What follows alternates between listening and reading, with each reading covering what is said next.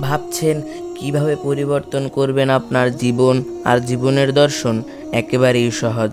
আপনাকে দাঁড়াতে হবে আপনার রবের সামনে, অথবা কোনো এক ভোরবেলা কিংবা উদাস দুপুরে, এক কাপ চা অথবা কফি হাতে, ওই নীল আকাশের দিকে তাকিয়ে ভাবতে থাকুন আপনার জীবনের উদ্দেশ্য কী, কেন সৃষ্টি করা হয়েছে আপনাকে। নিজেকে প্রশ্ন করুন, যেভাবে কাটছে আপনার নিত্যকার দিন, যেভাবে ফুরিয়ে যাচ্ছে হায়াতের সময়, আদৌ কি সেভাবেই জীবন পার করার কথা? মৃত্যুর মতো এক অনিবার্য সত্তার দিকে দৌড়ে যাচ্ছেন আপনি। প্রতিদিন একটু একটু করে পৌঁছে যাচ্ছেন সেই অন্তিম মুহূর্তের কাছে।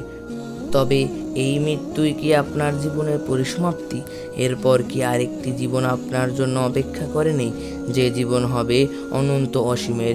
যদি আপনার হৃদয় সায় দিয়ে বলে হ্যাঁ, সেই জীবন আমার জন্য অপেক্ষা করে রয়েছে, তাহলে আপনি নিজেকে আরও একটি প্রশ্ন করুন, সেই পরম বাস্তব জীবনের জন্য আপনার প্রস্তুতি কি?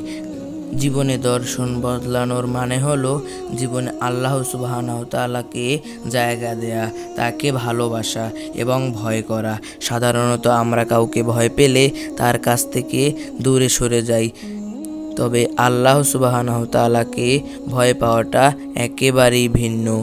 এই ভয় যত বেশি প্রকট হয়, আমরা আল্লাহর তত বেশি কাছে চলে আসি।